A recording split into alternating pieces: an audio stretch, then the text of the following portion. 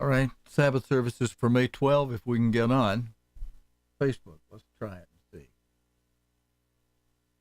All right, greetings to those of you on Facebook Live. We got a green light. Yay! All right, I think we're on Facebook Live Sabbath service page. Let me check it on one of these devices. We've had a lot of trouble getting on this morning. This is our seventh try. We've got a green light. I'm amazed at the moment. All the stuff I had to do, I don't even know if I remember what I did. But we'll be talking to the paid people we use for servicing our live stream. There's been a bunch of changes by Facebook. But welcome, brethren, and friends, to the Sabbath service for this 27th day of the second month on God's holy sacred calendar. It is the 12th day of May 2018 on the pagan Roman calendar. We just got a yellow light. That's very disappointing. All right. I'm paying for two streaming services too, by the way, so we may have to switch to one of the other ones, but I've got it running out into the way out in the back in a apartment unit out in the back. A big trailer out there. Oh, but let me see. It went from yellow back to green. Let me just check. Before I start Mr. Armstrong, we have something very important from Mr. Armstrong this morning on Counting Pentecost. And I think when we bring him in, that screen is going to fill up. Yeah, it fills up correctly. When I back it out, it's cutting off a little bit on the right side. Oh, so are my... No, I guess, okay, that is correct. It's just we're running big type on the, great big type on the closed caption device.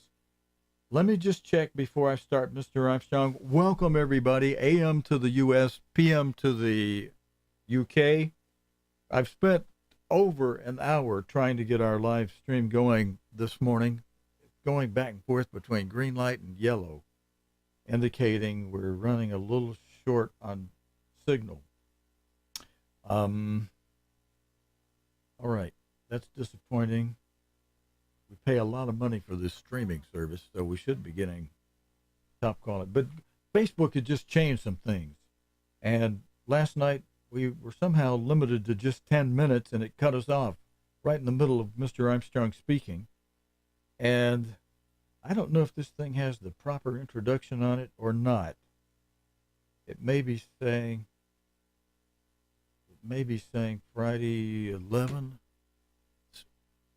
I set it up for the 12th. All right, we're going to take our chances.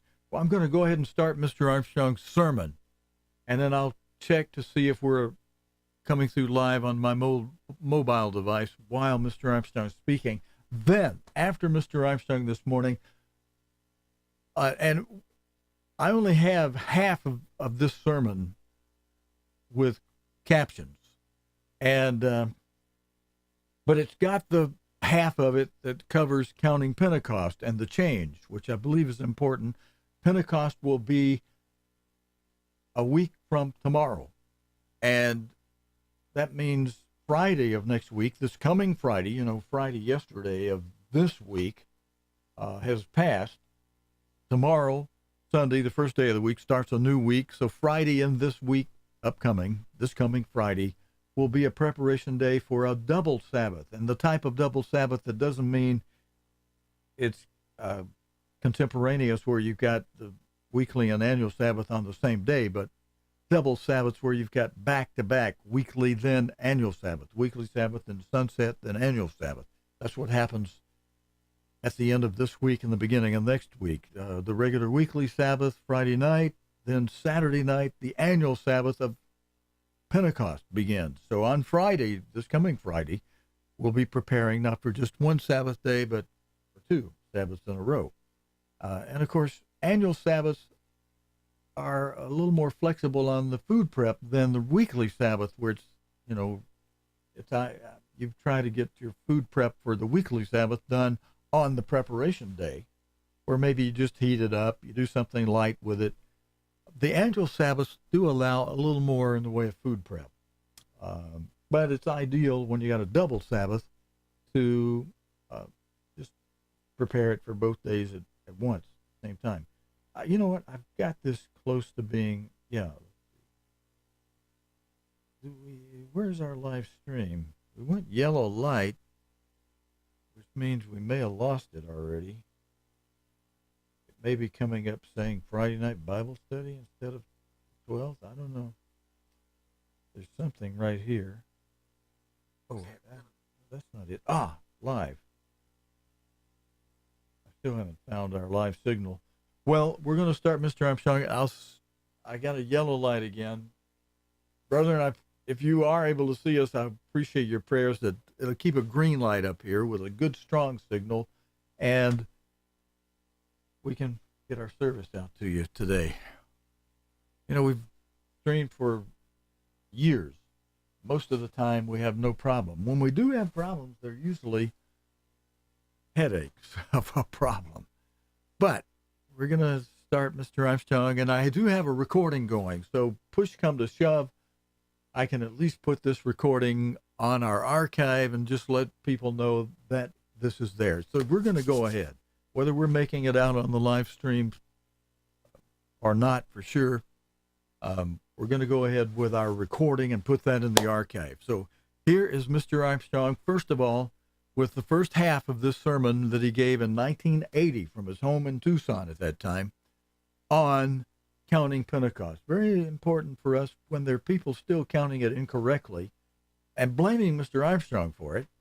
After God corrected Mr. Armstrong, and Mr. Armstrong yielded to the correction, saying, listen, if we're ever wrong and God shows us, we're going to correct it, even if that means our 40-year tradition of not assigning Pentecost to be on the first day of the week on the morrow after the seventh Sabbath from the Sabbath during the days of unleavened bread, and being 7 weeks from the wave sheaf day that we number as 50, according to God's instruction, especially verse 16 of Leviticus 23.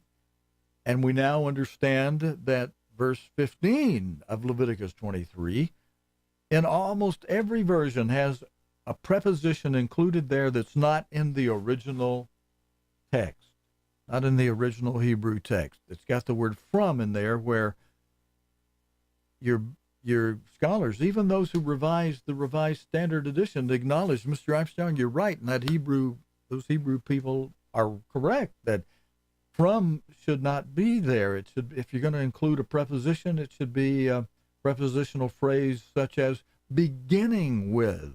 Count beginning with what is the wave sheaf day, the morrow after the Sabbath during the days of unleavened bread.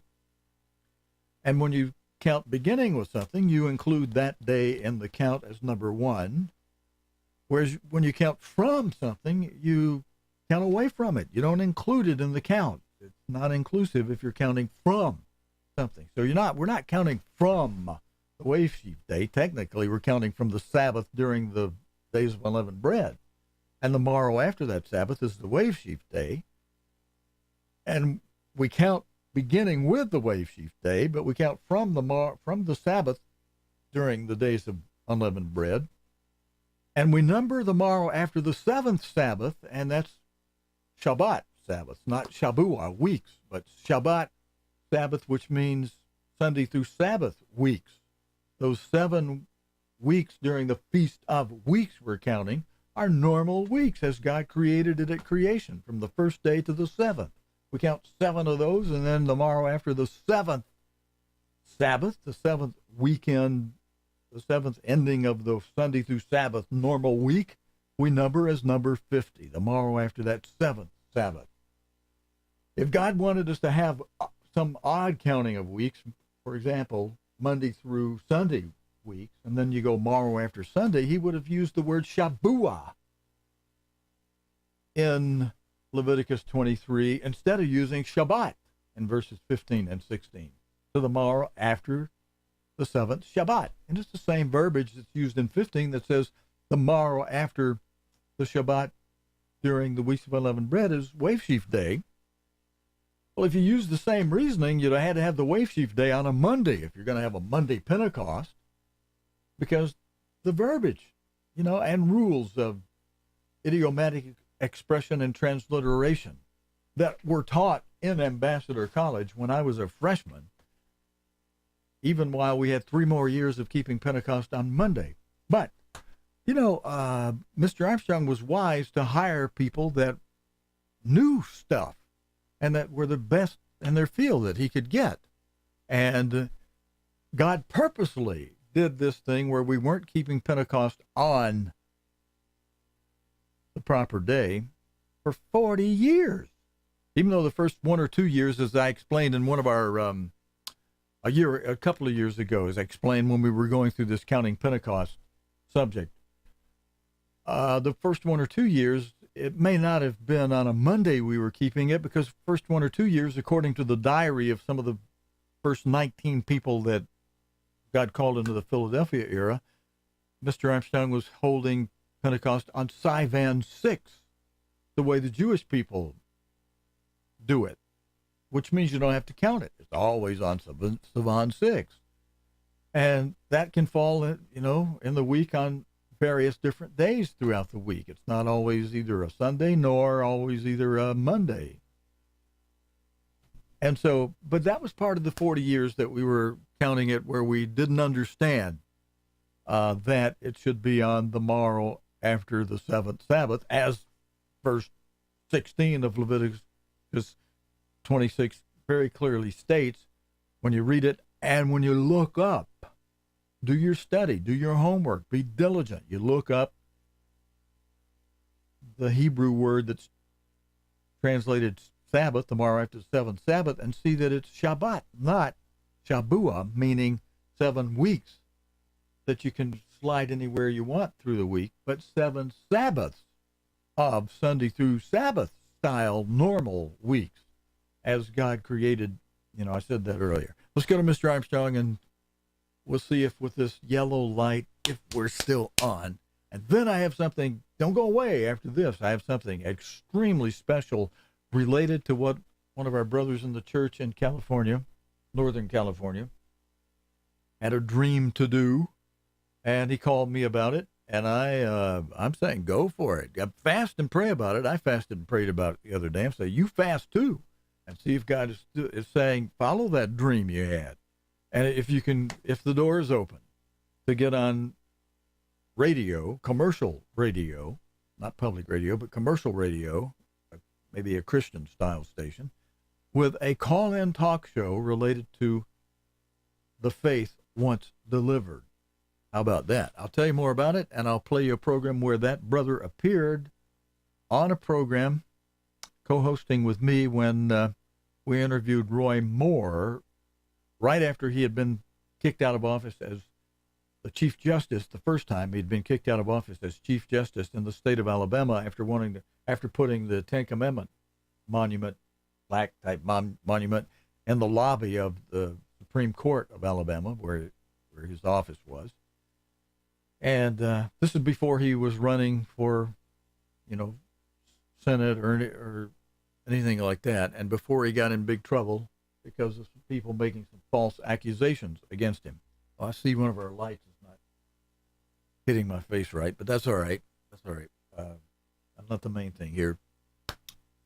Main thing is God's truth, and the truth as he gave it to us through his end-time apostle, Herbert Armstrong. And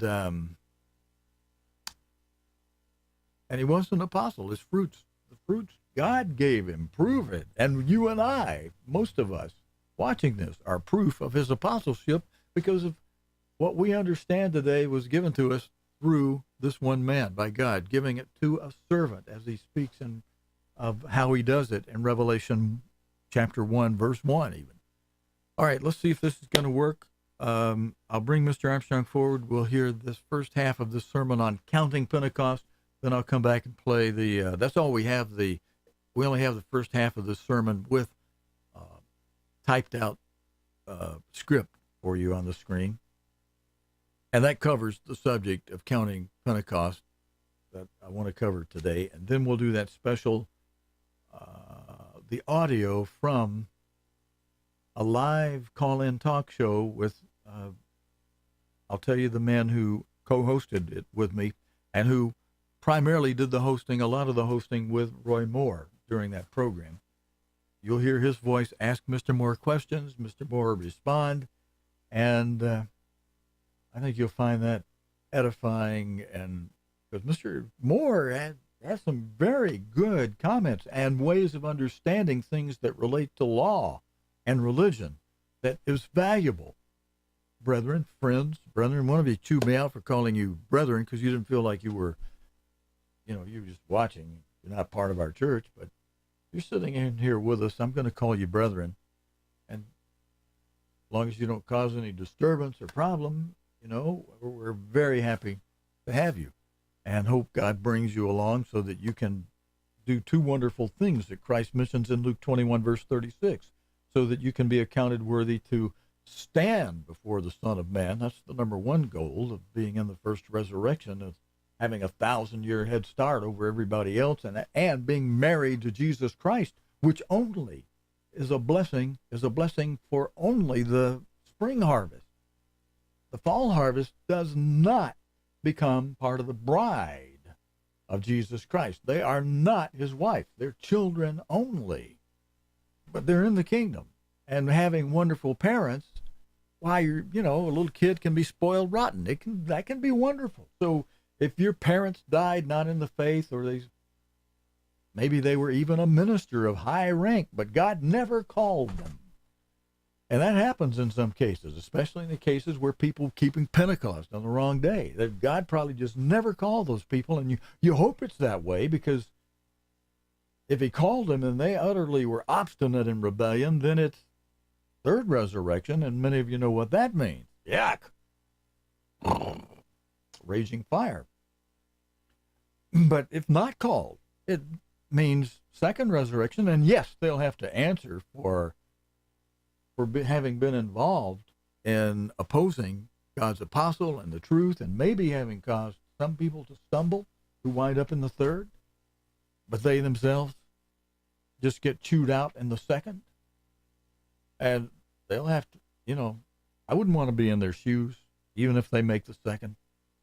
But it's God's call on all of it, and a lot of people may come up in the second who could have come up in the first. That's probably the best way to look at it.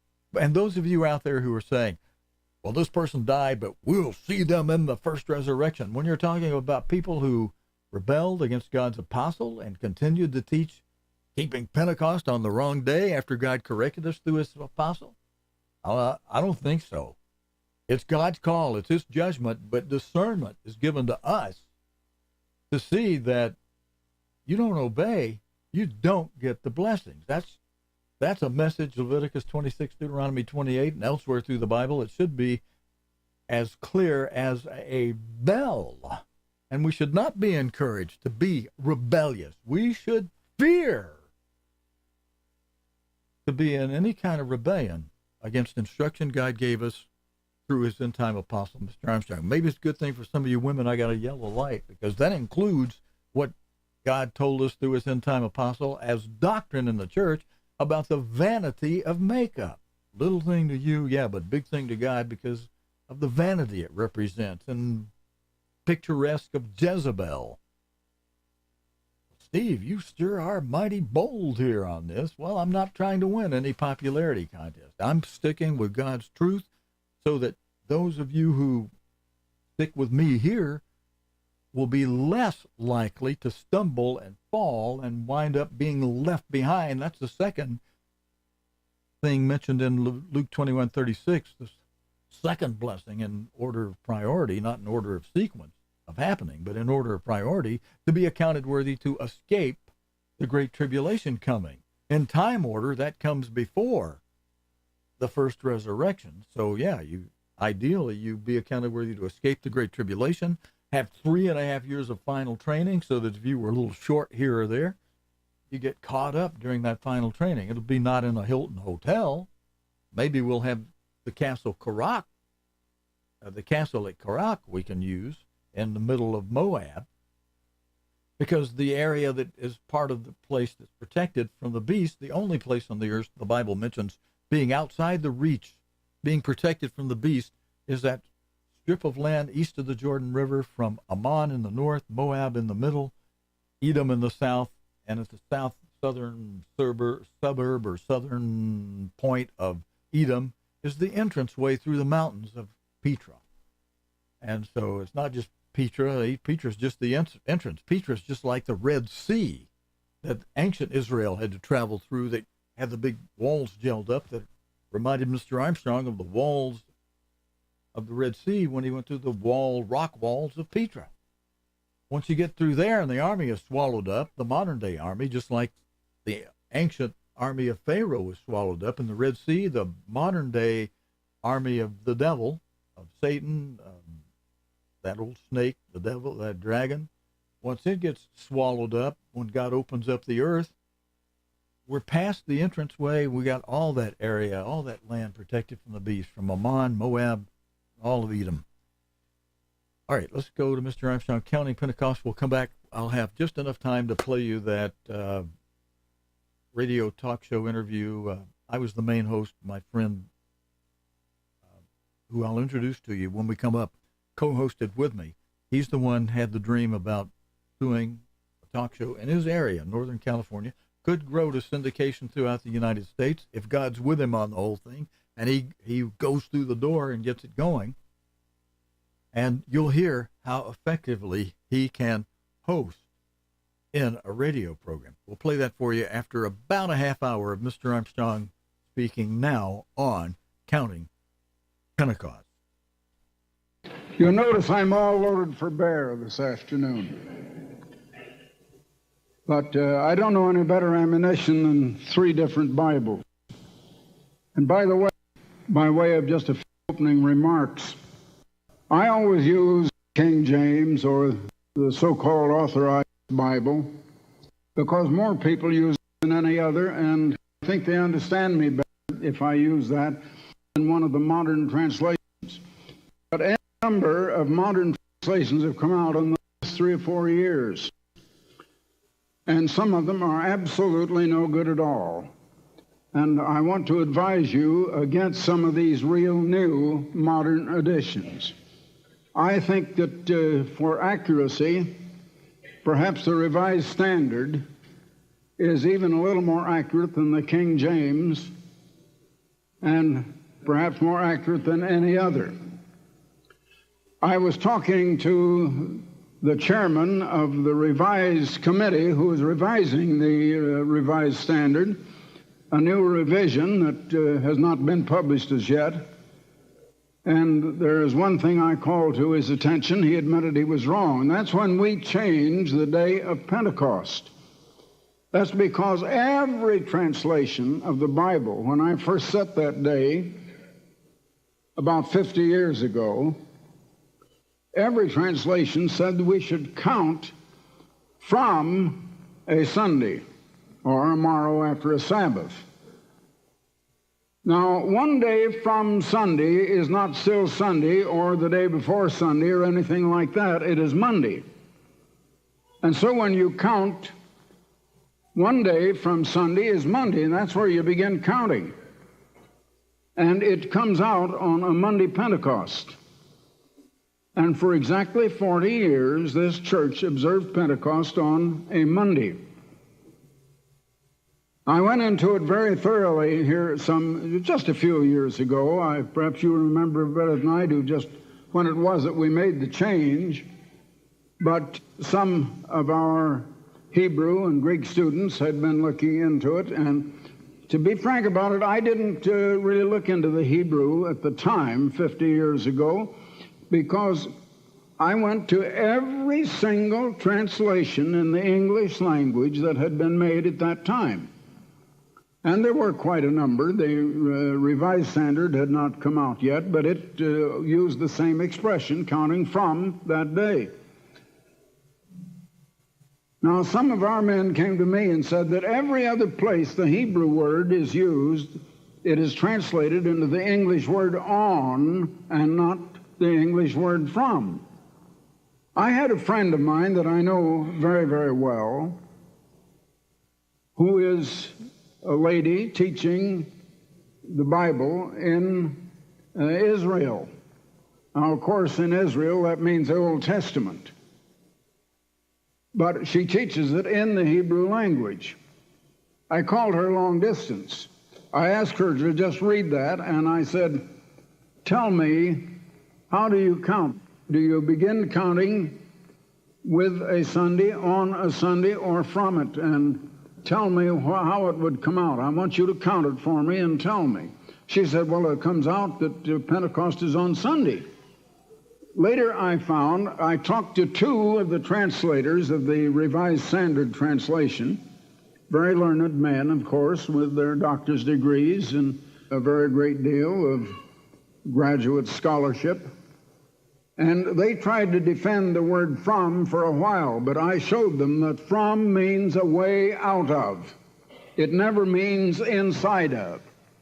1 foot from this building is not inside of this building, it's 1 foot outside of it, from any direction. If you'd say 1 foot on the, I guess this would be the north side, that's outside. From means a way out of, never within.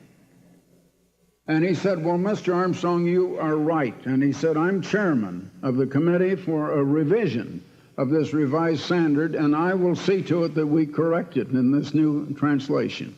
Well, I hope he keeps his word. That's all I can say. And there is one translation that many of our brethren have been buying that I wish I could have stopped before they did, because it is not even a translation. It is merely someone who has put his own ideas the way he thinks it ought to be into it. It is not in any way a translation from the original Hebrew or Greek languages. Brother, I'm going to stop right there and just ask you, are you really paying attention? Do you know who Mr. Armstrong is talking about right there? And as he says, let me come here with you for just a moment.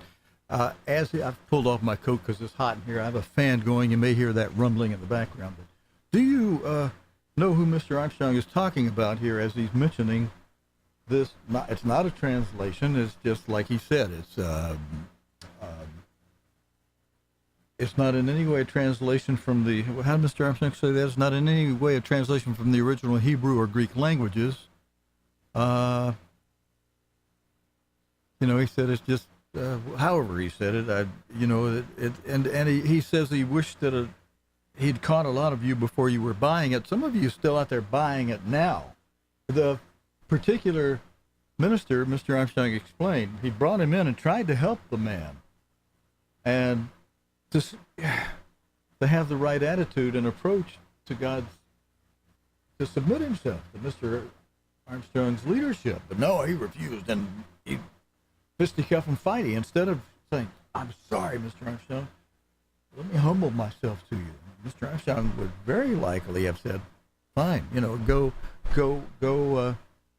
do as you said. We'll give you a chance to see how you're doing. No, he stayed fisticuff, and Mr. Armstrong was forced and compelled. The man disfellowshipped himself. And some of you are out there watching that man and praising that man.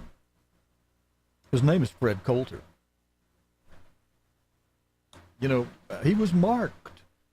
and if nobody's out there sharing that, and you're subjecting yourself to a situation where you could be caused to stumble and be left behind during great tribulation. That's the warning to you, brethren. And when a man is marked, we're not to shy away from announcing it. It was announced. He did nothing to change it. Oh, yes, he's interesting and entertaining, but he's still marked. He's not a man operating with God's Holy Spirit. He knows a lot of stuff. He can re-render a Bible, but it's not a translation, and Mr. Armstrong was opposed to it. So that's your warning, and that's who's being talked about right here in this part of the sermon. Let's go back to it. If you didn't know that, I hope I helped you. And if you're mad at me about it because, I love listening to this man, that's your problem. You'd better heed the warning. He was marked, disfellowship. Stay away from him. That's warning to the wise. For example, Moses wrote the first 5 books all in the Hebrew language. Most all of the Old Testament was written in the Hebrew language. A little bit of it in the Aramaic. All of the New Testament is written in the Greek language, and we do have thousands and thousands of copies. In no case is the original that was written by Moses or the original written by the Apostle Paul or the Apostle John or by Peter or Luke or one of those extant. We don't have anywhere the original manuscript that was written by any one of them. But it has been copied thousands of times. And one thing that traditionally the Jews preserved the Old Testament for us, there's no question about that. And their scribes, and you read a lot about them in the New Testament, they were hypocrites. Jesus had a lot to say about them and against them. But there's one thing they were very careful about, and that is copying the Scriptures. When they had copied a page, several went over to check it, whether it was right or wrong, by a number of people. And if there was one mistake, they didn't correct that mistake. They had to write that page over again until they got it perfect without a single mistake. Now, where you have thousands of copies, and we know that the ones who did the copying were that careful, we can be pretty sure that we do have the original. If out of 1,000, one of them is a little different from the other 999, we can be pretty sure in most cases that the one is an error and the other 999 are correct. Again, any passage of the Scripture must sort of jibe with other passages that refer to the same thing. The Bible, you know, is a great deal like a jigsaw puzzle. And a niece of my wife has been living at our home for some time, going to high school here in Tucson. And some little time ago, they had a very large jigsaw puzzle. I thought they would never get it put together. The different pieces have to fit a certain way. And if you get them put together properly, they finally come out to make a very beautiful picture. But the Bible is that way. You don't get all of the truth in any one place. For example, the first chapter of Genesis. There's a great deal that is not mentioned in the first chapter of Genesis that happened at the same time, and you have to find some of it in the book of Revelation, some of it in 1st and 2nd Peter, some of it in the writings of the Apostle Paul, some of it in Jeremiah, or some of it in Ezekiel or in Isaiah. And you have to put them all together. But you have to get every piece that you put together as that piece did read in its context. And so many people have been careless about that. Now, those are some of the things that I had to learn 53 years ago. And I will say this. Everything that you people have and believe, directly or indirectly, came from me. I wonder if you realize that. In other words, putting all of these things together into the various major doctrines is something you didn't have to do. It was done for you. Take the subject of the Sabbath. Take the subject of God's law. Take the subject of law and grace. Take any theological subject or biblical subject, and you receive the doctrines that you believe. All came from me. Now, how did I get it? A minister that we have had to put out of the church who came to see me, he thought maybe he could save the situation by talking to me, and unfortunately he didn't. That's the man I just mentioned to you a moment ago, brethren. But he said, well, Mr. Armstrong, you got all you believe just from the Sardis church. You just took what they had and memorized it. Now, that is absolutely untrue. I did not get one doctrine from the Sardis church. I did not get one doctrine from the Seventh-day Adventist church, the Seventh-day Baptist. I didn't get one doctrine from the Quaker church in which I was raised up from birth. Neither did I get a single doctrine from the Methodist, the Baptist, the Roman Catholic, or any other church. I did not get one bit of what I have taught you and of the truth that you all are privileged to know and understand because it is truth. I did not get it from man. I did not get it in any theological school. I was not taught it by any human being or any group of human beings. Let me just give you a little illustration of that so you can know how the truth came into this church. And I don't know of another living person on the face of the earth who received the doctrines and the beliefs in the way that God gave it to me. My wife had been visiting a woman who happened to be a member of what we call now the Sardis Church. Now, that is not an epithet. Sardis is one of the real true churches of God. It's the era of people that lived before us, and it hit its prime perhaps 250 years ago, before any of us were born. I came in with those people in the latter end of that era and that time, but I was highly prejudiced against them because one of their women had taught my wife to keep the Sabbath, and I thought that was religious fanaticism. I used every argument I could to talk her out of it. I said, how would you keep the Sabbath if you lived on the North Pole? We live on a round earth. You can't keep the Sabbath at the same time here that they do in Japan and that they do in Jerusalem. Well, she had an answer for every one of those questions, and of course I do now, and I think you do. We keep the Sabbath day when it gets here because God sets the day when the sun sets wherever you are on earth, and the sun doesn't set the same time here it does in Jerusalem. It sets here 9 hours later than it does in Jerusalem. So we begin the Sabbath 9 hours later than they do over there. We observe a day when that day comes to us. But I didn't know that then.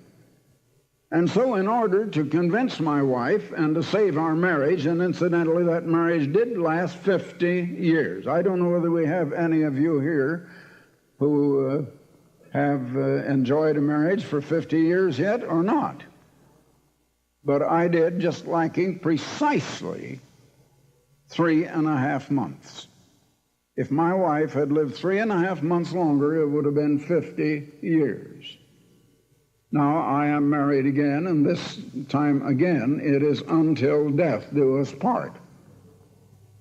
That's the way marriage ought to be.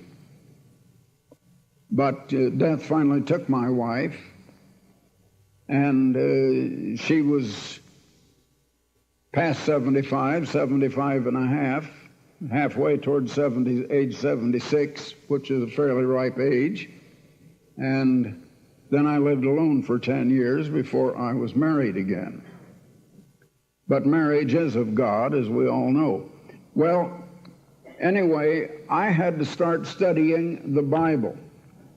Now, at the same time, I was challenged by a sister-in-law on the doctrine of evolution. I had never researched the doctrine of evolution in a real in-depth manner. Well, I'd studied more or less about it, as maybe some of you have.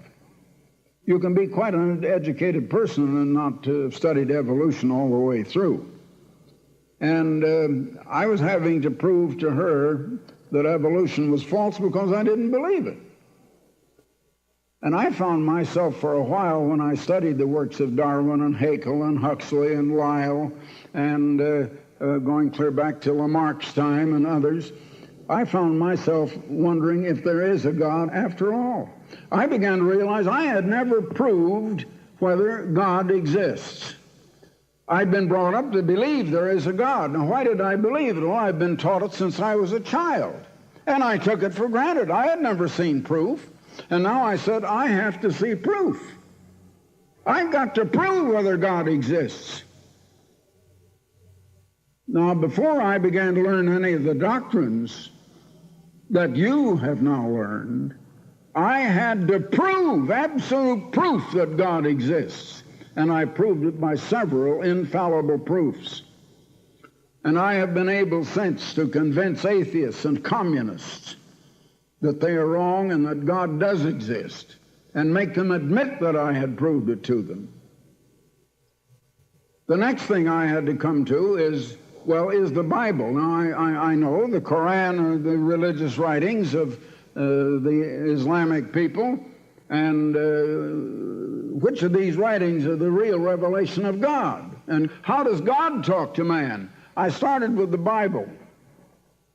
And before I got doctrines, I had proved that this book, the Holy Bible, is in its original writings, and that we do have different translations. And it was originally, of course, mostly in two different languages, part of it in the third language, Aramaic. But I had to find, and we can get at the original, if we will have the patience and study, that it is the inspired and authoritative Word of the living God. I found I could believe this book, but I had to, in some cases, go to the original languages. I had to study different translations. That much I did have to do in some cases, but not many, because the King James Bible is about 99.9999% correct as far as that goes. And as I say, the only one I know that might even have been an improvement on it is the Revised Standard. Now, I brought along with me today the Moffat translation. I've used Moffat quite a little because wherever Moffat is correct, Moffat did not exactly transliterate. He put what he thought was the meaning, and in some cases he was wrong. I can't recommend Moffat as authoritative. But I will say that wherever he is right, he puts it in language that makes it a little more clear and plain to us in today's English. And so I like Moffat in some cases for that reason, and only where I have proved that the part of Moffat I quote is correct. And in some place he even makes the truth more plain than others. So I would recommend that you use the King James as your main Bible. And if you can afford to, and I think that any of you could, I would say get the Revised Standard. But these more modern translations that have come out in the last 2, 3, 5 years, I will not recommend one of them. Hey, brother, I'm just going to pause, Mr. Armstrong, for just a moment there where that can sink in. If you're thinking, what translations of the Bible, what renderings of the Bible should I be using? Well, here's this recommendation. First of all, the King James as your main Bible, and then, as he said, if you can afford to, and he says, I think most of you could, then he would say get the Revised Standard version, which may be just a little more accurate overall than the King James. We know certain of the errors in the King James, but I thought I'd just pause right there so that this wouldn't slide by you just in case you were passively listening at the moment. But if you want to make a note of that, here's that point for you with a little pause to it. Let's go back to Mr. Armstrong now. Because today there is an absolute tendency everywhere to water down, to change, to liberalize, and to, in other words, to go more towards Satan's way. Now, when I talk to audiences overseas in other nations, and in some cases they speak a different language, but I speak to the chief people and people high in government and in education who also understand English. And when I do, I speak in very simple language. I don't talk to them about the 10 Commandments. They don't understand that. I just say that there are 2 ways of life. And you either go one way or the other. There's no other way at all. 2 broad ways. And I make it so simple a little child. Now, some of you kids can get this, so a few children will listen right now for just a minute. There are 2 ways to live. And one is the way that I call give. Now, you know what that means. And the other is the way I call get or take. Now, everything is give or get, and there are 2 different ways. Now, God's way is the way of give, and that is the way of outflowing love. Now, you children each have a mother, and your mother loves you because you mean an awful lot to her, And that is real love, and that is give. That's mostly give.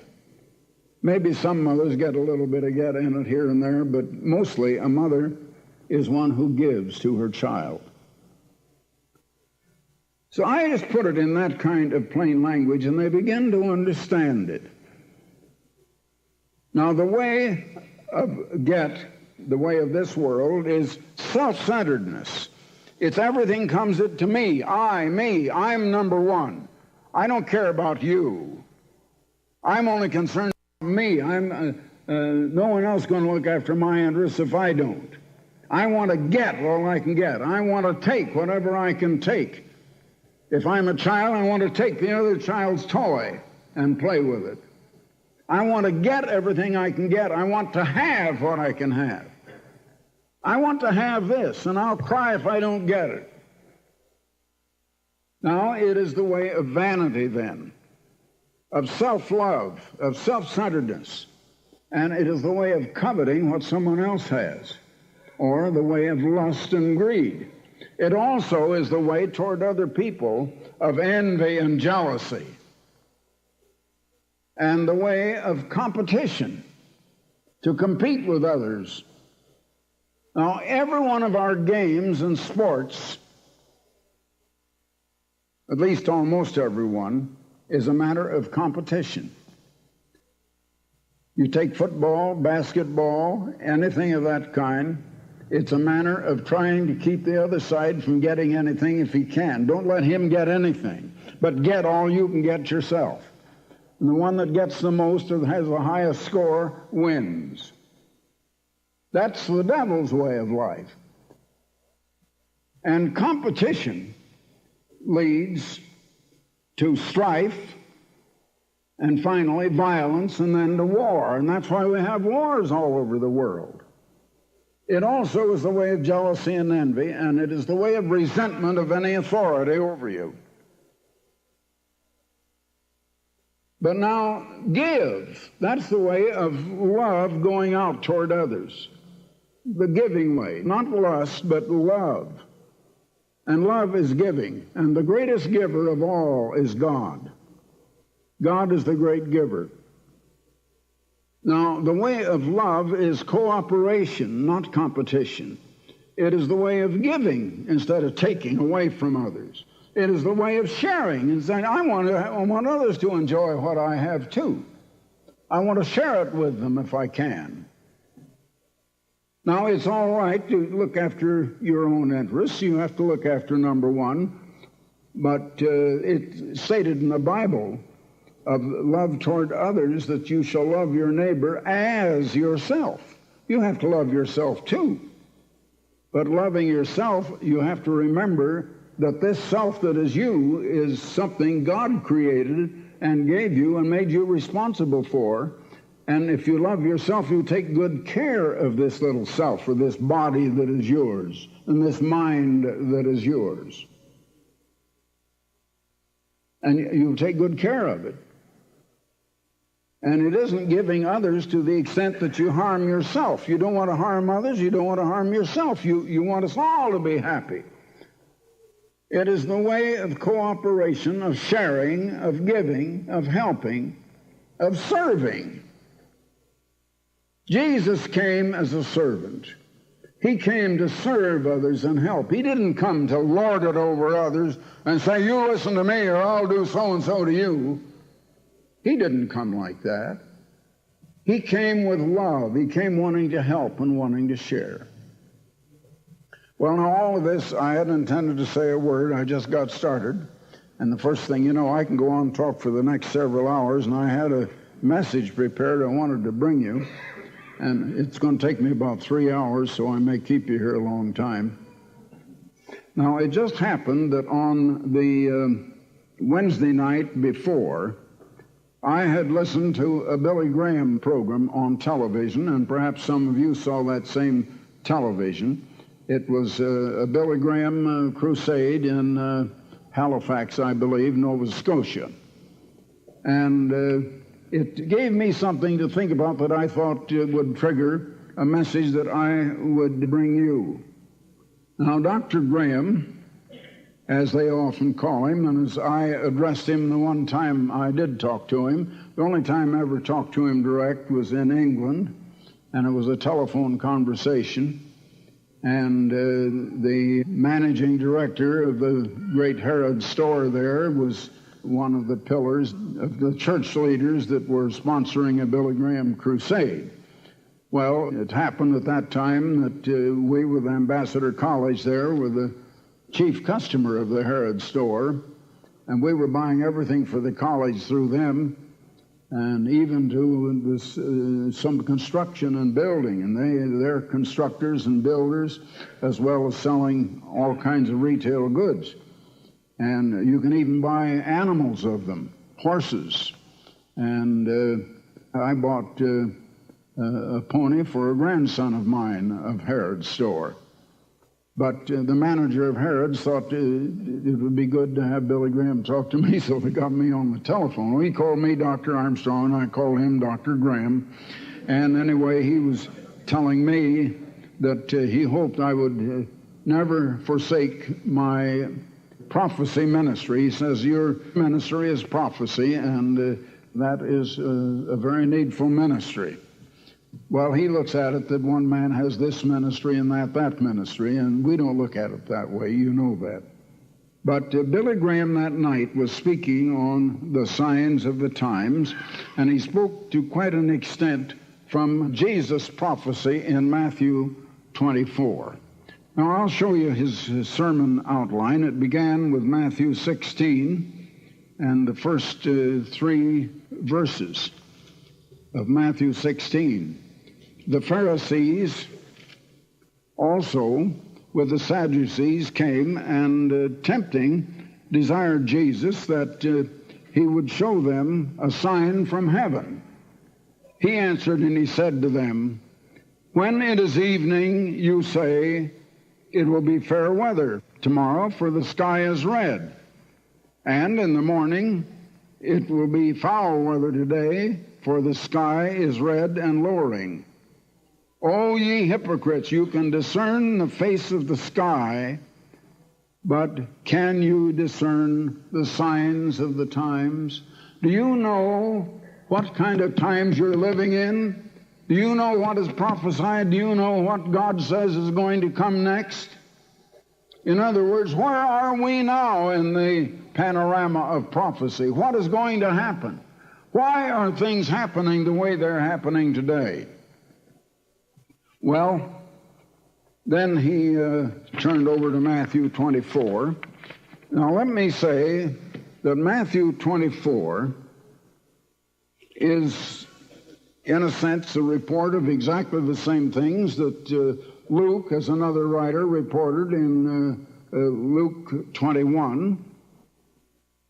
Now they asked him for a sign that would let them know when the end of the world was near and when his coming again was near. They understood he was going to leave and go to heaven. They understood that he would come again. They didn't know all of the details, but they did know that.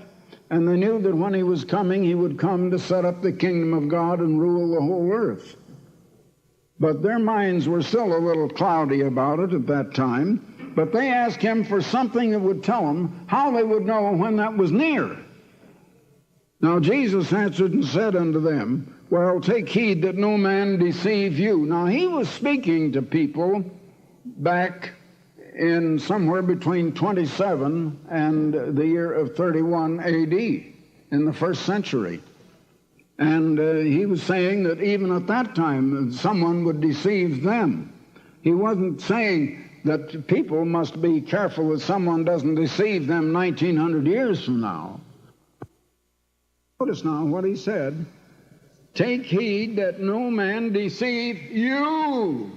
He was talking to his disciples that were living at 27 A.D., or between that time and 31 A.D.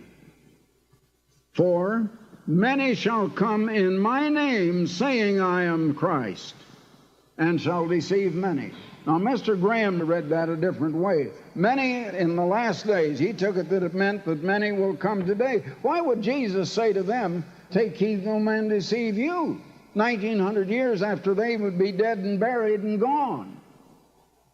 Billy Graham read it, that he was saying, many will come and they will say that they are Christ. And he says there have been some that have come and said they are Christ. Well, I know of one that gained a little bit of publicity and got into the news, and that was a good many years ago. It was a fellow from India by the name of Krishnamurti, and there was a woman by the name of Annie Besant who brought him over and said he was the Christ. Now, a man walked in the office of one of our ministers and said, I am Jesus Christ. And our minister said, oh, are you? Well, he said, if you are Jesus Christ, you will be so strong I won't be able to put you out of my office. Now, we'll just see. So he rose up and grabbed him by the nape of the neck and the collar of his coat and the seat of the pants and shoved him out. He said, well, I don't think you're Christ. I was able to throw you out. Well, now, that may be funny, but that is not the kind Jesus was talking about. Jesus said, many will come saying, they will say, that Jesus is the Christ. Jesus is talking, many will come saying, I, Jesus, am Christ.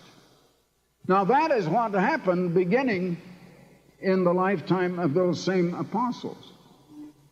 They turned to another doctrine by the year of 52 or 53 A.D. They had done away with the doctrine of Christ.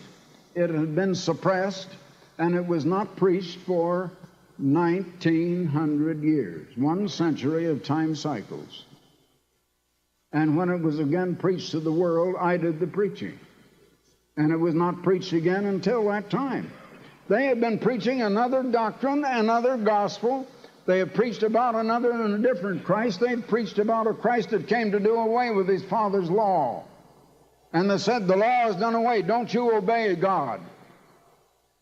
You must disobey God. That isn't the Christ I believe in or you believe in. You know that. So he was talking at first to them. Now let's carry on here a little bit. And that has happened all from the time from 31 A.D. when Christ ascended to heaven until now. And you shall hear of wars and rumors of wars. See that you be not troubled, for all of these things must come to pass. But the end is not yet. Now that shows that's not the sign of the end. Billy Graham took it that all of these things are the sign of the end. Oh no, he says that is not the sign of the end. Wars and rumors, they've had wars and rumors of wars ever since that time. For nation shall rise against nation and kingdom against kingdom. And there shall be famines and earthquakes in different places. And all these are the beginning of sorrows. Really, there are two kinds of sorrow. One, as we are sorrowful as we come to the Passover that Christ had to die for us, and we're partly sorrowful that he had to pay that price, but we caused it. It's because we have sinned and we have done wrong that he had to give a life that had never sinned in our stead. That's one kind of sorrow. We're sorry he had to pay that price. But I think along with it, perhaps we should be a little bit sorry that we have done what we did that caused him to have to die for us. But there's another sorrow, being sorry for what you did. You did something wrong and you wake up to it and say, well, I'm sorry I did that. But just sorrow alone or being sorry or remorseful is not repentance. Repentance is something very much deeper than that. And he said, all these are the beginning of sorrows. So we've had a time of sorrow for 1900 years. Then shall they deliver you up to be afflicted, and shall kill you, and you shall be hated of all nations for my name's sake. Now that began with the early apostles. Many of them were martyred. And if any of you, I wonder if you've ever read Fox's Book of Martyrs. That shows how actually millions of Christians were martyred and tortured and put to death for believing in Jesus Christ. And that has been been happening for 1900 years. That is not the sign of the end. And he says, then shall many be offended, and shall betray one another, and shall hate one another, and many false prophets shall rise. Now, false prophets have risen, and they began rising almost immediately. And they had actually turned the churches in Galatia to another gospel by the time Paul wrote the book of Galatians, as you read in the first chapter, verses 6 and 7. Galatians 1, verses 6 and 7. Already the true gospel had been suppressed. The gospel that Christ brought is the gospel he preached. The gospel Christ brought is the message God sent by him. He was the messenger with the message. Well, what gospel are they preaching today? They're preaching a message about the person of the messenger, but they don't preach anything about his message. Now, we believe in his message, and that is the kingdom of God is coming. Now, he came preaching the gospel of the kingdom of God, and that's what they turned away from. And because iniquity shall abound, the love of many shall wax cold, but he that shall endure unto the end, the same shall be saved. In other words, he was telling them then, and all ever since that read this, that we have to endure these trials and these things. And the one that endures to the end will be saved. Paul used it like a race. You can have, say, a mile or a 2-mile race. And one man may be pretty well in the lead, halfway, but he can't endure. And others can, and so he falls back and he doesn't win at all. The one who wins is the one who is there at the finish. And that's the way it is. He says that he that shall endure unto the end, the same shall be saved.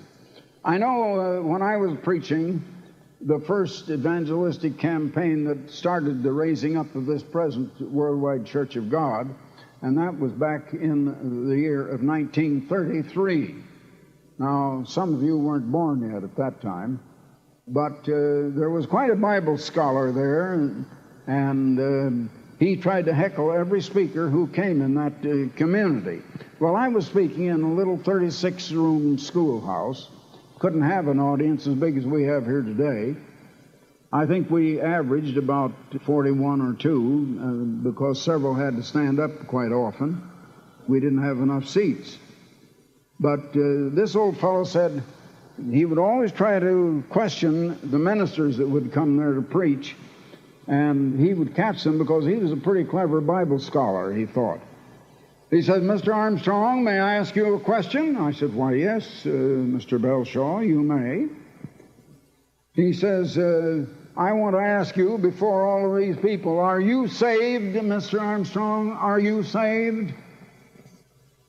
I said, Mr. Belshaw, you ought to know how Jesus said, as recorded in Matthew 24 and verse 13, he that endureth unto the end, the same shall be saved. And they all began to laugh. And he didn't ask any more questions that night. He knew that, and he knew that the average preacher that came out didn't know that this little verse is in there. And he was going to quote this. So I quoted it to him. Well, he tried to get me several times later. One time was after we had even started the church, and he came to our meeting one time, and it was on the Sabbath, and he was always trying to get me about the Sabbath. He didn't believe in the Sabbath. And he finally, after the service was over, he didn't interrupt me in the service this time, but after it was over, he asked me, as I was meeting with others in the rear of, it was being held in a schoolhouse at the time, a little one-room schoolhouse, and he said, well, Mr. Armstrong, may I ask you a question? Why, I said, yes. If you've got another question, Mr. Belshaw, you ask it. Well, everybody gathered around quick. Some of them were about to leave, but they didn't leave. They wanted to hear this question. He said, Mr. Armstrong, haven't you said that Paul said he had not shunned to declare unto them the entire gospel? I said, yes, Paul said that. That's true. Haven't you preached to, and didn't Paul say that he had kept nothing back that was profitable to the Gentiles? Yes, Paul said that. All right, Mr. Armstrong, can you show me where Paul ever commanded the Gentiles to keep the Sabbath? I says, yes, sir, I can, Mr. Belshaw. And he looked so funny. He didn't know of any place where the Bible said that. I said, no, that's a scripture you don't quite understand. I said, but now, Mr. Belshaw, I want to ask you a question. You've asked me and heckled me a lot. Now I'm going to ask you a question. If I show you that Paul commanded the Gentiles that they must keep the Sabbath, that means you've got to do it. And I want to ask you, if I show you that, will you repent and keep the Sabbath? That really got him. He thought a minute, and he says, no, sir, I won't. And out he stomped. And the rest of them all laughed. And I said, well, maybe I'd better show the rest of you where Jesus did command the Gentiles to keep the Sabbath.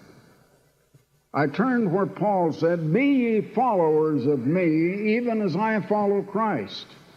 I said, do you see that? That's a command, isn't it, that they should follow him as he followed Christ? Yes. All right, I turned to another scripture where Paul, for 3 Sabbath days, entered into the synagogue and preached. And another time, for 1.5 years, he entered into the synagogue and preached and kept the Sabbath. And how Paul kept the Sabbath as his manner was. Yeah. Now I said, he said, follow me as I follow Christ. Back in the 4th chapter of Luke, you will find where Jesus kept the Sabbath as his custom was.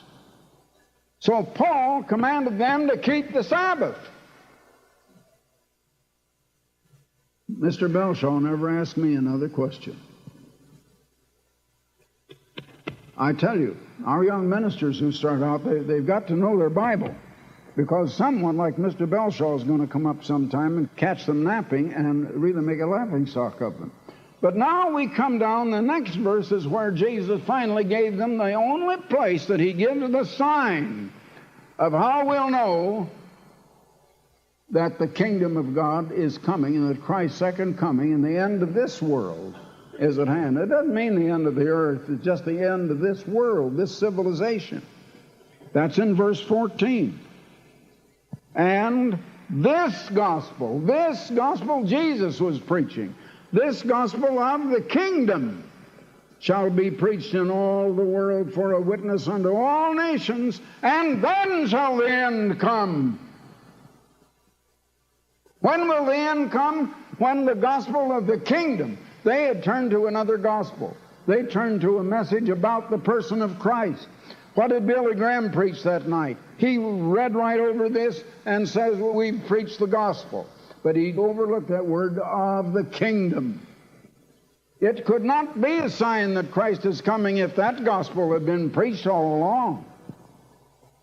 The very fact that that gospel was not preached for 1,900 years shows that someone was going to come and preach that gospel just before the second coming of Christ. So, he said, then shall the end come. When you, therefore, shall see the abomination of desolation spoken of by Daniel the prophet stand in the holy place, whoso readeth, let him understand. Then let them which be in Judea, not those that are in Tucson, Arizona, but let them which be in Judea flee into the mountains. And let him which is on the housetop not come down to take anything out of his house, neither let him which is in the field return to take his clothes. But they're going to have to run and flee in a hurry. Now, another little joke I want to take time to tell you right there, how some people distort the Bible. This goes back to, our my great-grandmother's time, I guess, and your grandmother's time, when the latest style in women's hairdos was they would bring their hair from the back up and turn it around into a little knot right on top, a little forward from the middle of the head, almost in the middle of the head, in a kind of a top knot. And that was the latest fad. And there was a fiery old Methodist preacher one time. The old Methodists, were pretty strict and stern, some of them. And this old preacher one Sunday, he says, I'm telling you women, you must take those top knots down. The Bible commands you and says, top knots come down. He says, I want to read that to you in Matthew 24 and in verse 17, top knots come down. Now you women, take those top knots down. Now I just read that to you. Did you get it? Now here it is in verse 17. Let him which is on the house top not come down. So forget the house top and just take top. And it says top not come down. Now that's sort of distorting the Bible out of its intended meaning. And that's the way some people are doing around the world today. And some modern translators do that to it and give you that and call it the Bible. That's why I don't recommend these modern translations.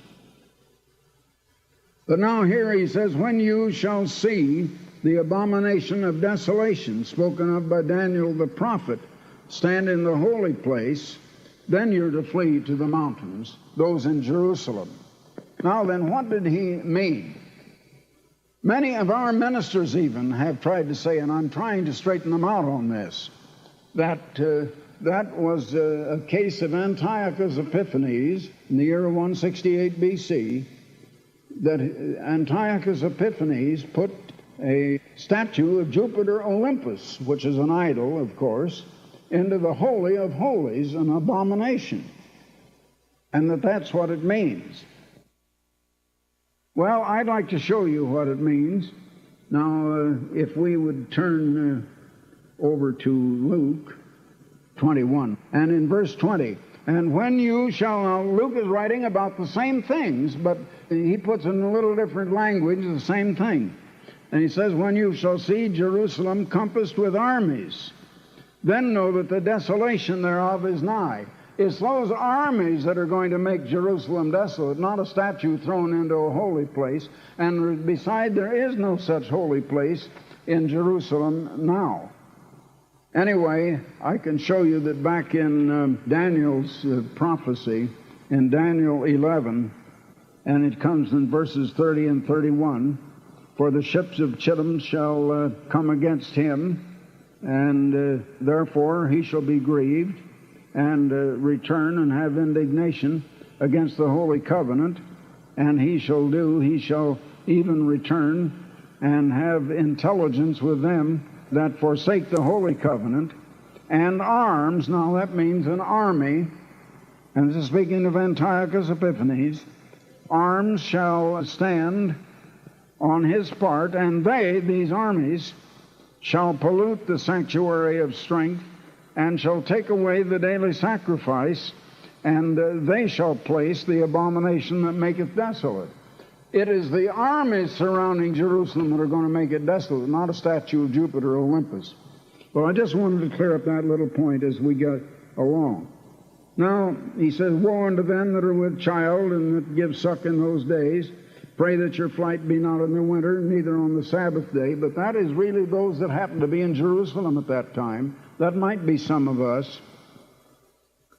For then shall be great tribulation. Now that's spoken of in about, 2 or 3 other places. Daniel 12 speaks of it, a time of trouble such as never was before. And in Jeremiah 30 it speaks of trouble such as never was before. Couldn't be but one such time. And it then calls it really it's the trouble that comes on America and Britain, if you understand it. For then shall be great tribulation, such as was not since the beginning of the world to this same time, nor ever shall be. Now, how great is that time of trouble? That's just ahead of us now. And except those days should be shortened, there should no flesh be saved, and other translations have it saved alive. That isn't talking about spiritual salvation. It's talking about saving your life. Saved alive, your physical life. No flesh would be saved alive. In other words, every human being would be killed. But for the elect's sake, those days shall be shortened. And we are that elect. Now, if you go on, it comes down finally And I'm going to have to skip some of it now because time is going. Immediately after the tribulation of those days, verse 29, shall the sun be darkened, the moon shall not give her light, and the stars shall fall from heaven, and the powers of heaven shall be shaken. For then shall appear the sign of the Son of Man in heaven, and then shall all the tribes of the earth mourn, for they shall see the Son of Man coming in the clouds of heaven with power and great glory. That is the second coming of Christ. All right, brethren, I had much more of that sermon than I thought I did, and Mr. Armstrong only goes a little bit further, and then that ends. So I left it going. I had only intended to play the part where he was talking about counting Pentecost, but I think this was good for us, especially since time is close, and there are 3.5 years of tribulation that precede Christ's return during that, let's come a little tighter, during that seventh trumpet during the seventh seal. When Christ returns, there's 6 trumpets that go off before that year-long day during that year-long day of the Lord, and preceding that, which the day of the Lord is the 7th seal with 7 trumpets that are part of that 7th seal. Preceding that 7th seal are 6 other seals that we're watching now. Well, we're watching the 4 that are active now, and between the first 4 that are active and the 5th seal is when Christ is speaking in the part of Luke 21:36 where he says, watch these 4 that are active so that you can escape what's going to happen next. Let me read that to you exactly the way Christ says that. Luke 21, verse 36, he says, watch, and he's just been explaining the seals from the book of Revelation in the previous part of this chapter, Luke 21. And now at this point, he says, watch. Therefore, and the therefore is referring back to the previous verse 35, where he's just explained this next seal, this 5th seal, this great tribulation is coming upon the world as a snare, like a thief in the night. Suddenly, boom, the whole world will not expect it. And he's saying, you that watch therefore, so you won't be caught off guard like the rest of the world is. And pray always. Watch and pray always. Watch therefore, so you don't get caught in a snare, and pray always also, therefore, so you don't get caught in the snare of it all, so that you can be accounted worthy to escape all these things that shall come to pass. The first 4 are active now. What are the ones that shall come to pass? Seal number 5, seal number 6, and seal number 7. And Christ says in this verse 36 of Luke 21, you can't escape it if you're watching these first 4 and praying always about the people affected by these 4 seals, showing heart and care and concern and love for them. In your prayer, God sees that, you get accounted worthy to escape all these things that shall come to pass. The 5th seal, the 6th, 7th, with all of the 7 trumpets. You can escape the Great Tribulation. The 6th seal is simply a sign saying, all right, we're 2.5 years into the Great Tribulation. Now there's going to be the last year of this 3.5 years, which is going to be the outpouring of the 7 trumpets during the 7th seal, the year-long day of the Lord. You can escape those things, and that sign tells you the transition from 2.5 years of the first part of the Great Tribulation, and then the last year of the 3.5 years, where God adds his wrath into it with the day of the Lord pouring out 7 trumpets, and Christ returning on that 7th trumpet to himself pour out that last trumpet, which is AKA also known as the 3rd woe, which is the 7 last plagues that Christ will be pouring out. Brethren, we have enough time to go on with what I promised you at the beginning, where we would play a radio talk show on which I had Roy Moore in as my guest and Barry Kendall on the phone from California co-hosting with me in essence. He helped me with that. I got thrown into that hosting situation on a call-in talk show. I'd never done that before in my life. I got thrown into it, boom, all of a sudden, when somebody, they knew a day or two ahead of time they couldn't show up. So I called Roy Moore and asked him, hey, will you be my guest?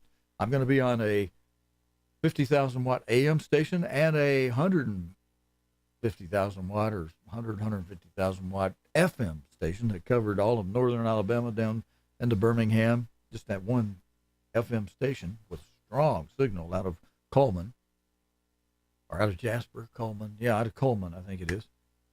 And anyway, it gets into Birmingham real well, where our studios were. And Roy Moore agreed to appear. This is the timing now when we're before Obama came into office, but Obama was running for president. So he's mentioned as a senator at that point. He's just going to be running. He's running for president. Of course, you know he made it, but he was a senator at the time I had Roy Moore in. And the purpose for hearing this is because Roy Moore makes some very good points related to law and religion that are worth our knowing, and because the man who helped co-host this for me from Northern California lives in the Stockton area now, where his mother was last living before she died. Mr. Barry Kendall may be going forward, God willing, with a door, if it's God opening that door, to do a radio talk show related to the end time, and with part of the name of that talk show being Back to the Faith Once Delivered. I think it's an outstanding idea. If God's opening that door, I want you to hear how he does. He does very well. He can handle people in live situations on the telephone, on a live radio program. So let's go to that now. Let's see, what can I put on the screen? I have to switch that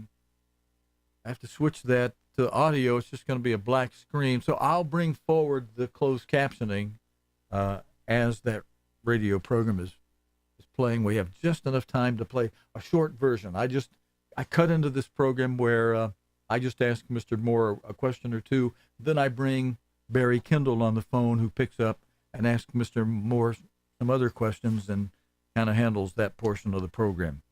So we'll go to that now by bringing up the closed captions, full screen, getting the lower third out of the way, and we'll start that portion of the program right here. Judge Moore, what applications of this principle of grace being granted can be applied in our civil court systems? Oh, well, we have I guess you could call probation a grace given by a court when somebody commits an offense, but they're relieved of the penalty and put on probation. We've got many examples in the juvenile courts and even in adult courts of things like that.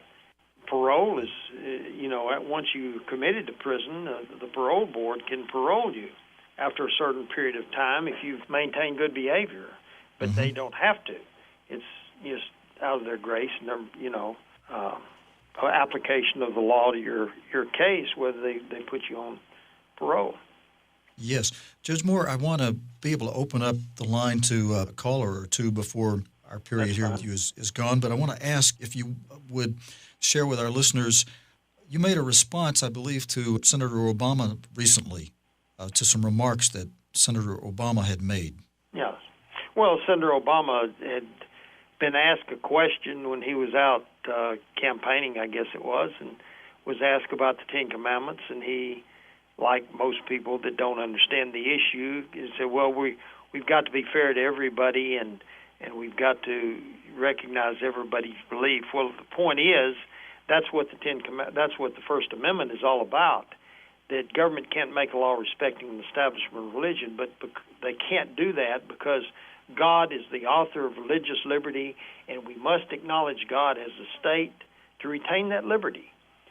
When we simply replace God with man, then we get the system we have today, and men start taking away from us our right to display religious symbols and so forth. Religious liberty simply comes from God, not from government or from man. And the Constitution doesn't pretend to give it to us. It just protected that right through the First Amendment, secured that right for us. So I'm just stopping this program for a second. There's a good point. Religious liberty comes from God. But under the God of this world, he attempts to snuff God out, which is what we see happening now. Back to this program. I simply replied that Senator Obama wanted to understand this issue. He needs to talk to me, and I'll be glad to do so. But he was just giving a simple politician's answer to something that most of them don't understand. Mm-hmm. Mm-hmm. Judge Moore, are you able to stay with us a little bit while we take a call or two? Okay. This first call that I'm going to bring in with us is going to be from Barry Kendall in Stockton, California, who was on the show with me last week as a special guest, as you're doing now. And Barry covered the subject of evolution versus the Bible and proof of the Bible. And Barry, I'd like to bring you in and on the line and see if you have any questions for Judge Moore. Thank you, Stephen. It's quite an honor to have the judge aboard, I'd say. Well, thank you, Barry. I was curious if it ever came up in the court suit that was coming against you there for display of the Ten Commandments. Was it noted that the U.S. Supreme Court all over, inside and out, have the Ten Commandments on display?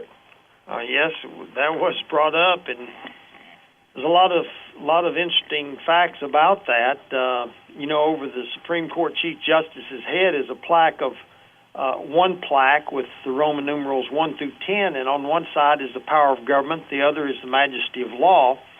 And today they tell the person who takes around for the court to show the court will explain that that's the Bill of Rights. But back in the 1980s, they called it the Ten Commandments. So they simply change, their description of what goes on there. On the outside of the building, you plainly see Moses with the Ten Commandments. Behind him stands Confucius and Solon, two other lawgivers.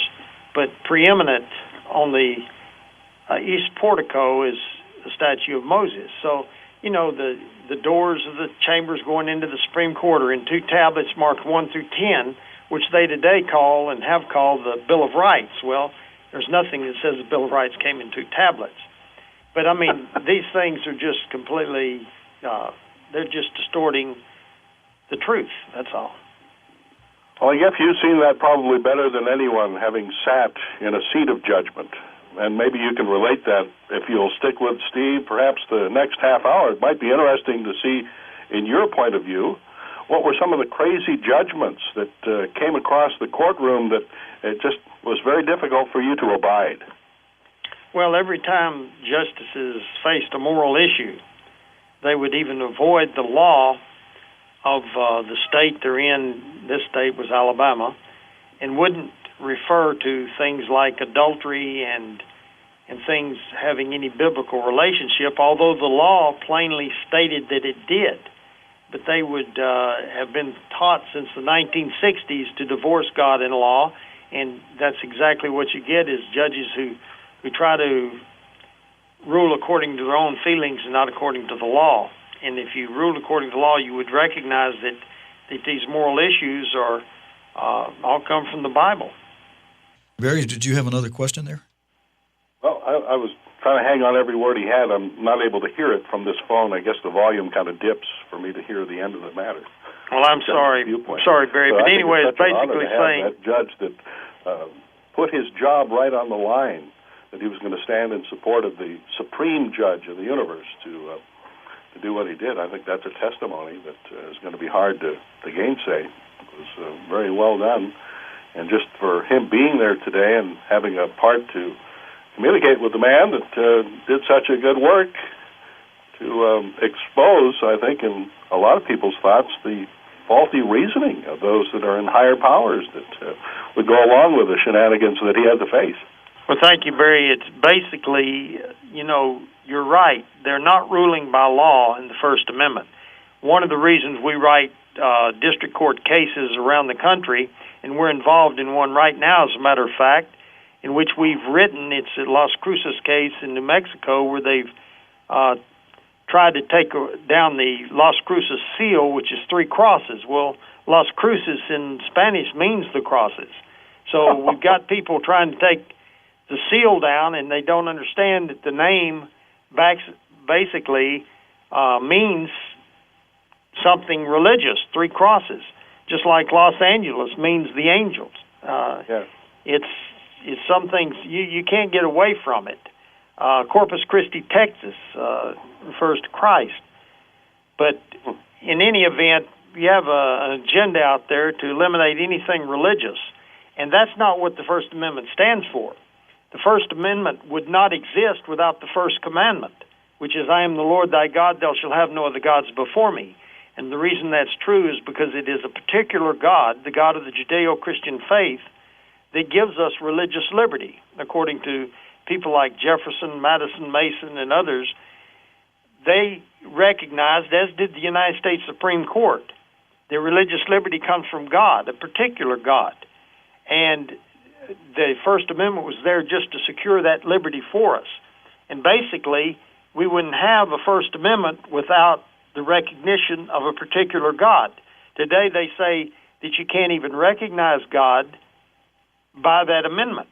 Well, that's ridiculous. The first thing the forefathers did when they wrote the amendment on the very day, September 25th, 1789, was to ask the president to declare a day of thanksgiving and prayer to Almighty God for the peaceful manner in which the Constitution was formed. And he did that on October 3rd, 1789, when he stated that whereas it is the duty of nations as well as of men to own their dependence on the overruling power of God. We said basically, whereas it is the duty of all nations to acknowledge the providence of Almighty God, to obey His will, to be grateful for His benefits, and humbly to implore His protection and favor. So, I mean, throughout our history, we have presidents, Congress, all our institutions, every constitution in the United States, among the several states, recognizes God in the Constitution. And yet we have federal courts who are saying that we can't even have under God in the Pledge of Allegiance. It's absolutely ridiculous. They're not ruling according to law.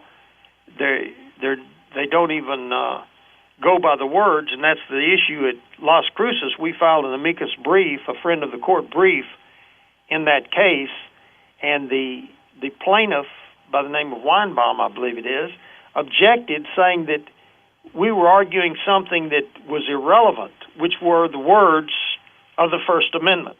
And that's how ridiculous it's gotten. They actually believe that they don't have to go by words anymore. They go by the way people feel. Judge Moore, will you stay with us during the second half? Okay. We have one phone line that's open, and you can reach us in area 205 at 942-8585. If you'd like to make a comment to Judge Moore or ask a question of Judge Moore, again, that phone number's in the 205 area, 942-8585. We'll be right back with Judge Moore. Our call-in lines are open now at 942-8585. In the 205 area, that's 942-8585. Movies are great getaways, filled with excitement, romance, surprises, but sometimes those... All right, brethren, let's see, I guess there's some kind of commercial going on there during the program that we had to cut away to, so I'm going to just cut that out or turn the volume down while that's playing and see if I can guess when to come back correctly. Let me just kind of check on it right now for a second. The Plugged In Movie Review.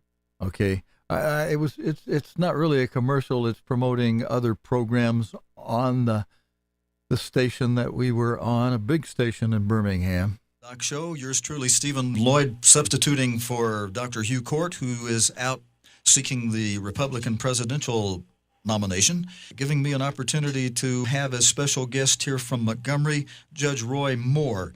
And Judge Moore, I noticed that you've recently been speaking regarding the partial abortion laws. Well, basically, we've got several cases. We filed briefs in those cases, and the one that just came down from the United States Supreme Court was regarding the partial birth abortion ban. Basically, what had happened is Congress passed a law that said that partial birth abortions were illegal, and it was set aside by federal district court. And basically, the United States Supreme Court overturned that and said that Congress could do that, which was a recognition of the congressional power. And basically, that's the proper ruling by the court, but they didn't go far enough, in my opinion. They didn't recognize the overturn Roe versus Wade, which is something basically needs to be done. But that's what I was spoken about. Mm-hmm.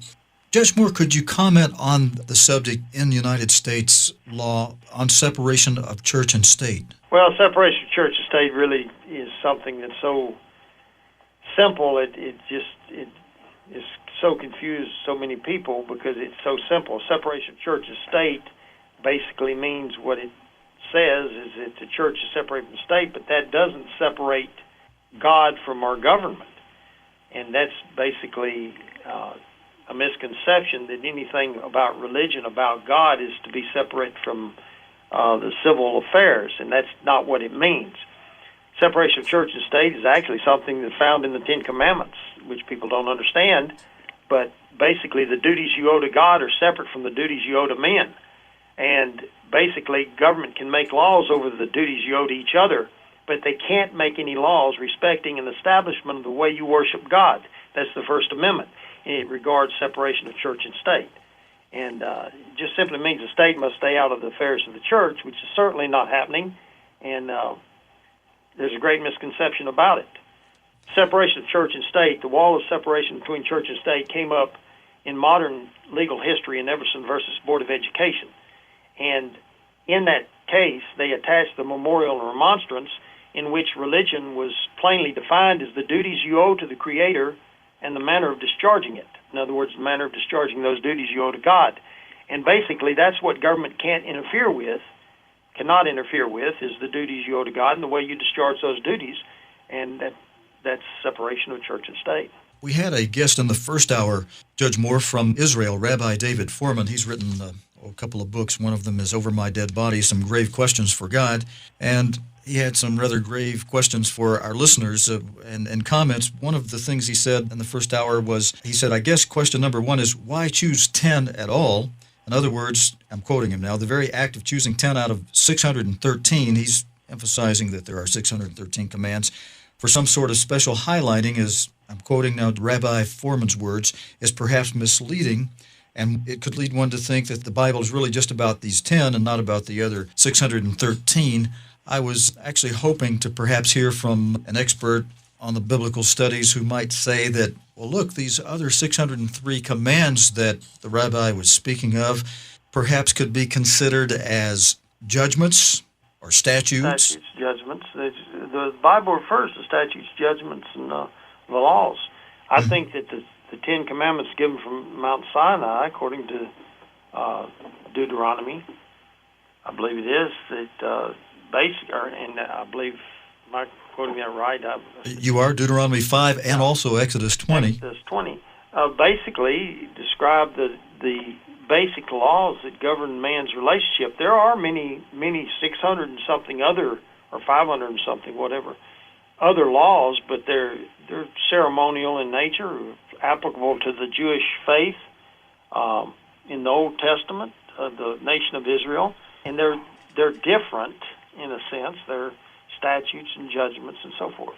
Well, I think you would certainly be a person most qualified to comment on the relationship of a law when it's a judgment, and judgments are often based on principles in the law or existing laws that have certain facts or circumstances to them that have to call for a judge to be involved. Sure. And our country was certainly founded on the laws of nature and of nature's God, which directly came from the Holy Bible, and that's what the Declaration of Independence says. That's what James Madison said about the Constitution. And throughout our laws, we recognize that there are certain laws, basically the Ten Commandments, about murder, stealing, and theft, and so forth, honoring your parents, under which gave us a right to exist as a country. By the way, I don't believe earlier I had mentioned the name of that case. I think that was Gonzalez versus Carhart that you were talking about, I believe. Was that an Alabama case, Judge? No, that was the United States Supreme Court that upheld the Partial Birth Abortion Ban Act, which had been struck down by a lower federal court. Let me invite those of you who are listening. This is an opportunity for you. If you would like to address Judge Moore with a question or something on your mind related to the Ten Commandments that he has certainly took a strong stand for, willing to something a lot of people probably would not do. He was willing to take the stand to the point of giving up his job for making his stand for displaying the Ten Commandments. You know, may I add there that it's something. It was not only a stand on faith; it was a stand under the law, and I think that's what many people miss. The Constitution of the United States is not up for interpretation by judges who feel one way or the other. The Constitution of the United States is up to mean what it says, and it certainly does not forbid the recognition of God. And that's simply it's not even logical to assume it does, since we have laws recognizing that the national motto is "In God We Trust," and the Pledge of Allegiance by law is "One Nation under God." To say that the First Amendment forbids the recognition of God is contradictory to history and to law. So my stand was much a legal stand in interpretation of the Constitution, and a lot of people don't understand that. It was a stand based on the Constitution of the United States? That's right. Mm-hmm. And the oath we take to uphold that Constitution, so help me God. Even federal judges, the United States Supreme Court opens with a prayer. God save the United States and this honorable court. Now, some people may not think that's a prayer, but the United States Supreme Court itself said in case law that is a prayer. So, how in the world can we forbid prayer in public schools and public ceremonies and so forth when the United States Supreme Court and federal district courts open with prayer? It's simply a hypocrisy which is so obvious in our system. Judge Moore, do you understand much about the aspect of the Muslim religion? Is this not correct that in the Muslim religion they receive a reward, and it's a thing for them if they can destroy those of us they call infidels who are either Christian or... Well, simply put, the Islamic faith is not compatible with the freedom we enjoy in America. If you have a question about that, go to some of the Islamic countries like Saudi Arabia and try to exercise the faith that you believe there. The reason we have such religious diversity in our country is because we recognize a certain God that gives us that religious liberty, and it is free to all people. But in Saudi Arabia, they worship a God that does not give that religious liberty, and I think they would recognize that. They have the Sharia law, and they do not recognize any deviation from it, and says the government must go by that law. And it actually compels a certain type of form of worship. Well, it's time for us to take another break. When we come back, we'll have about 10 minutes more with Judge Moore, and there is a phone line open. If you'd like to slip in a call, it's area 205-942. All right, I'm going to go ahead and just cut out there for a moment while the program does another break, just so we're not playing those commercials, which are really just promotions for other programs within that radio station where I was working is promoting. Right here on The Truth. Okay. All right. I just have to sneak the volume up once in a while to see when they finish. Our call-in lines are open now at 942-85. When we cut away to that, that's actually pre-recorded. It's 942.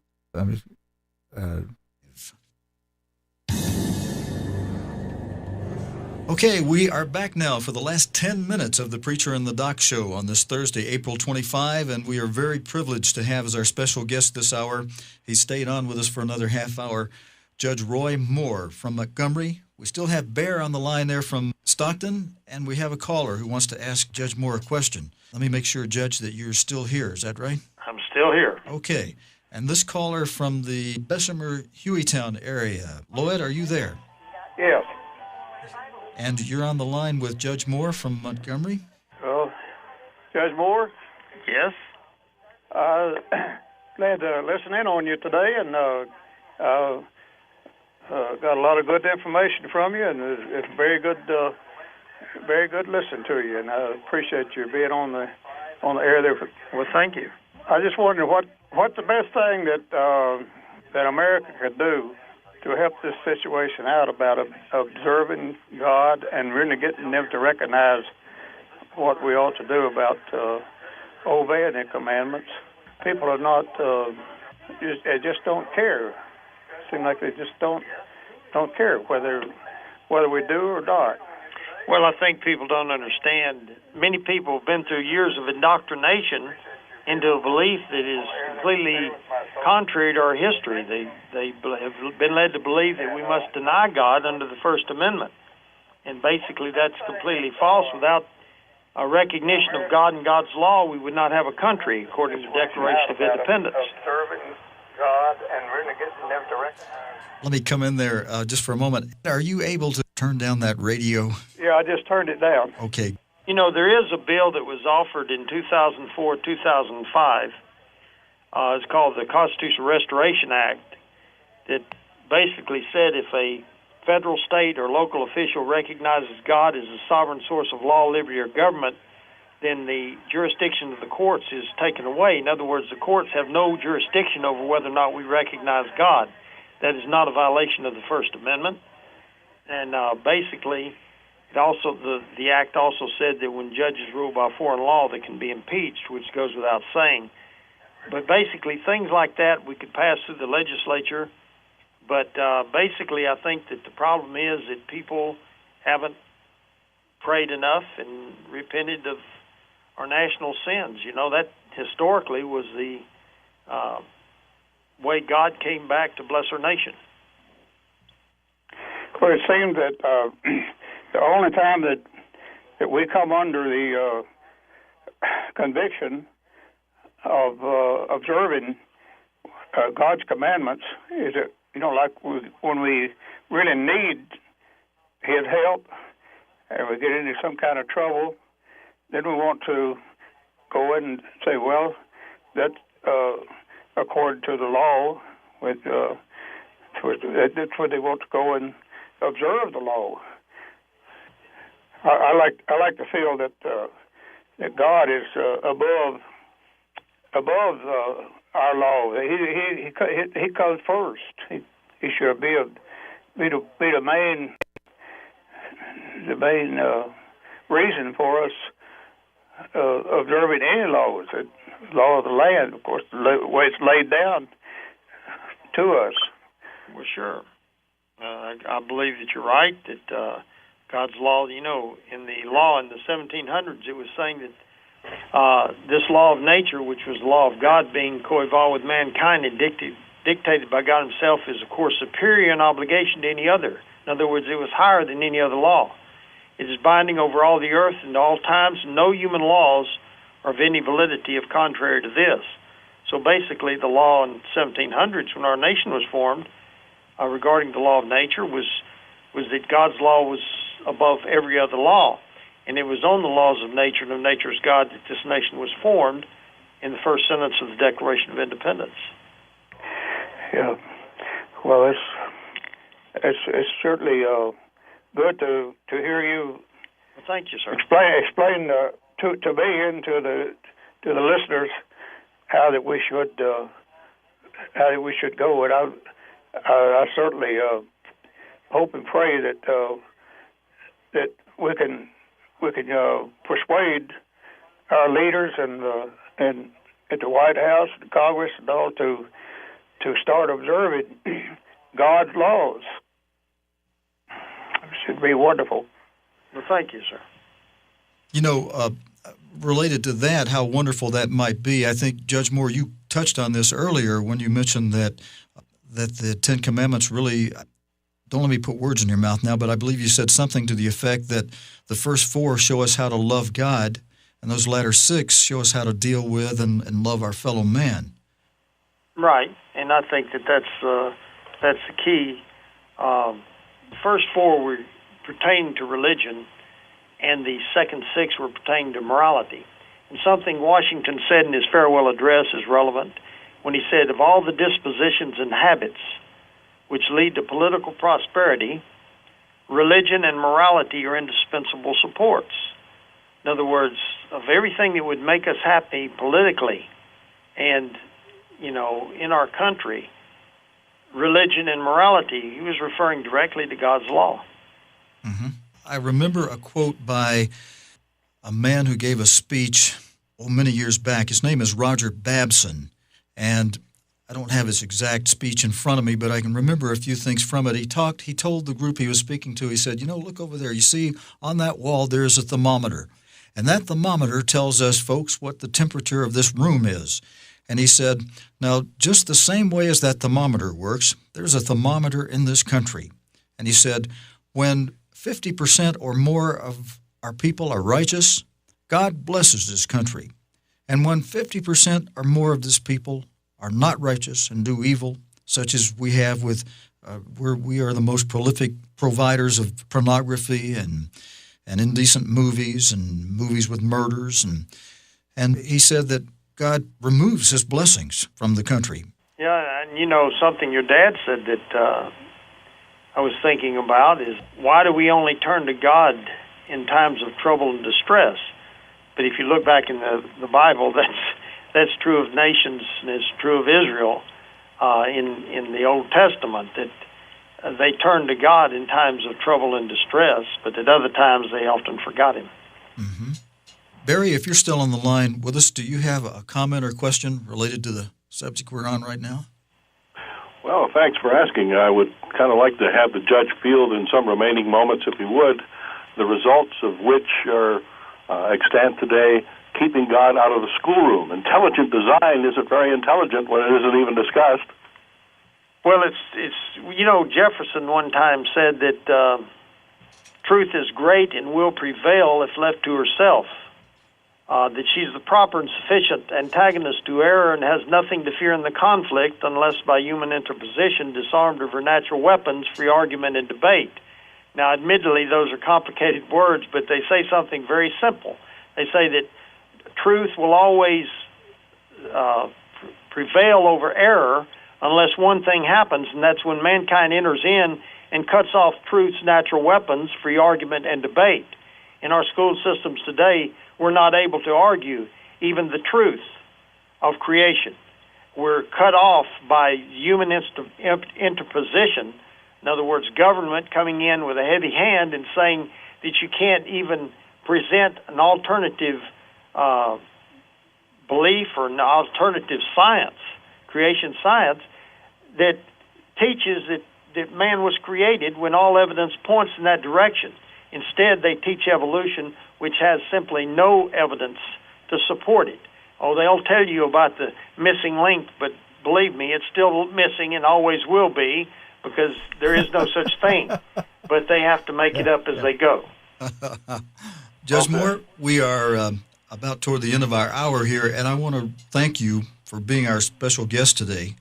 Well, you're certainly welcome, sir. And let me ask you, while we still have maybe another 30 seconds to go here, is there anything we haven't asked you that you'd like to quickly address? Oh, I could address a lot of things, but I think you covered it pretty well. All right, let me ask you to do this. Would you give out your website address just one more time so that people who might want to get a hold of you can do so? Sure, it's www.morallaw.org. And we run the Foundation for Moral Law in Montgomery, Alabama. Judge Moore, thank you once again for being our special guest today. We'll say so long to you as we end this show on Thursday, April 25. Well, good day to you, sir. Thank you. Thank you. Yes, sir. Thank you again for being with us. Thank all of you for listening. We hope you'll be back with us again tomorrow at the same time between 1 and 3 for the Preacher. All right. Well, Show. we're just signing it off there from that program with, let me come back here with you, from that program with Judge Moore and Barry Kendall helping me co-host that, and for a purpose of Barry considering a door that may be open for him to conduct a daily or weekly, Barry didn't tell me exactly, but radio call-in talk show that would be related to the faith once delivered. And it would start locally in California and then grow by syndication to other areas if God's willing and God blesses it. And just drawing back, friends, to the sermon that Mr. Armstrong gave preceding that, that we played at the beginning of today's Sabbath service, AM to the United States, PM to the United Kingdom. Mr. Armstrong explained the change from our tradition of keeping Pentecost on Monday and how that was based on a misunderstanding because of a mistranslation, a misrendering in verse 15 of Leviticus 23 of how we count, beginning with the Wave Sheaf Day, instead of as the misrendering in these translations that have it wrong by saying counting from.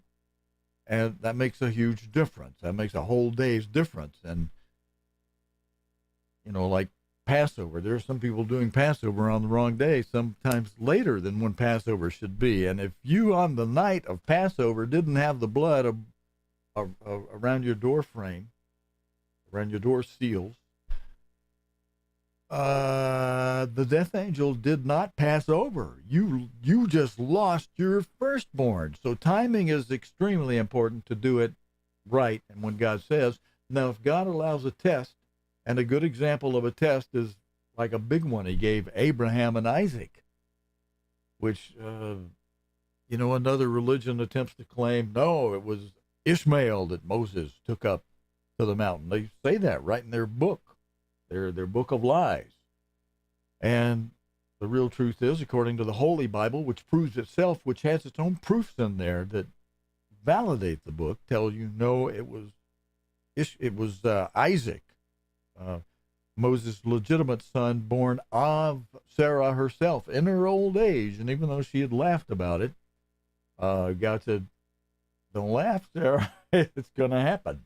God, even though she laughed, God still caused it to happen and still worked that out so that she had a child in her old age who was the son of promise, which some other people attempt to claim. But God also gave, in his great mercy and his love, he gave the child that Abraham had by Sarah's handmaid Hagar. He gave him blessings of being 12 great little mini nations, as if it were. In the Middle East, there are 12 chiefdoms. And God said, and that's part of God's doing. And those people are part of, not the entire, but part of the Arab world, as it's called. A lot of them are Palestinians and those who are the descendants of Ishmael today, the modern day descendants of Ishmael, who there are prophecies, we've gone over those before, that talk about how he's a thorn. They're a thorn in the side of one another, of their own fellow brethren within their 12 little chiefdoms. But they're also a thorn in the side of their half-brother, Isaac's modern day descendants today, a real thorn in the side of those. But again, of one another also. Brethren, that's all the time we have for today. Thanks for joining me. We have kind of like several different things going today. We have Pentecost coming up. Again, it's a week from tomorrow. It's May 20, Sunday week from tomorrow, May 20. It follows the regular weekly Sabbath. That makes it that kind of a double Sabbath where you have one day a weekly Sabbath and the day following you have an annual Sabbath. So next Friday, this coming Friday, just keeping in mind we need to make our preparations for not just the weekly Sabbath like we normally might do, but double the preparation so you're prepared with your clothes and everything you'll need for 2 days of Sabbath services, weekly and annual, coming up at the end of this week. Weekly Sabbath this coming Sabbath, Saturday Sabbath, followed immediately at sunset Saturday night by the annual Sabbath of Pentecost. And in that sermon we began with, if you tuned in late, you need to go back and catch that. At the beginning of the service today, Mr. Armstrong is explaining how to correctly count Pentecost and why we did it wrong for 40 years. The test God gave us, some flunked the test. They died having flunked the test. And I don't think, no matter who of you out there in the ministry or otherwise say, oh, we'll see that person in the first resurrection. You're being gooder than God. God blesses those who obey, and he probably could see he should never call such people to the spring harvest. He's reserving them greater people for a greater fall harvest. In his goodness, that's what I would assume. But I don't think you're going to see him in the first resurrection. unless those who are doing that Monday thing need to repent of having rebelled against God's end-time apostle, explaining that it was God who corrected it, and God opened up his mind to see, okay, at the end of 40 years, we've been doing this wrong. We're not going to keep our tradition, and here's why. A misrendering in verse 15 of Leviticus 23. And now that God's shown that clearly to his apostle, we're changing it as doctrine in the church. And those few of us who understood it before Mr. Armstrong changed it were relieved from having to keep Pentecost 2 days in a row, as some of us did, for I did it for 3 years. Some may have done it longer than that, who quietly, as I did it very quietly, I didn't cause any ruckus, didn't among anybody else. I asked one senior above me when I was a freshman who explained, this is a hot potato, Steve, I want to graduate. An evangelist, already gone to Mr. Armstrong about this. So I said, oh, okay, we're just going to have to get on our knees and pray. If I'm wrong in my misunderstanding, then correct my misunderstanding, if it's a misunderstanding. But if what I'm seeing is the way it should be, correct all of us through your faithful servant and apostle from the top down, which is what God did 3 years after I began praying that. Brethren, out of time. Happy Sabbath. Thanks for joining me. And next time we'll be on, God willing, we'll be back with World Watch tomorrow night. Everything we've done in this room and with what we have to do to stream, which seems to have been a problem today even. If we can have that sorted out by tomorrow night, we'll be back with World Watch tomorrow night. We were off this past week. A lot of stuff. and then otherwise, and then beside World Watch through the week, Monday through Sunday through Thursday nights, we'll plan to be back here on Sabbath TV. Come as I close up, let me just come in closer with you as I close it up here. Button working? The button seems to be jammed. Oh, I am close. I'm looking at the wrong monitor. We'll plan to be back. Let's see, we got a double Sabbath coming up. Are we going to be back Friday night for Friday night Bible study? Yeah, we probably are.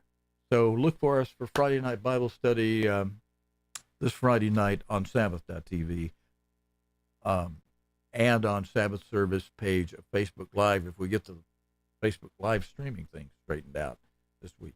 Otherwise, brethren, have a good rest of the Sabbath today. Thanks for joining me. Shabbat Shalom. Till next time. Stephen Lloyd. See you later. Shabbat Shalom.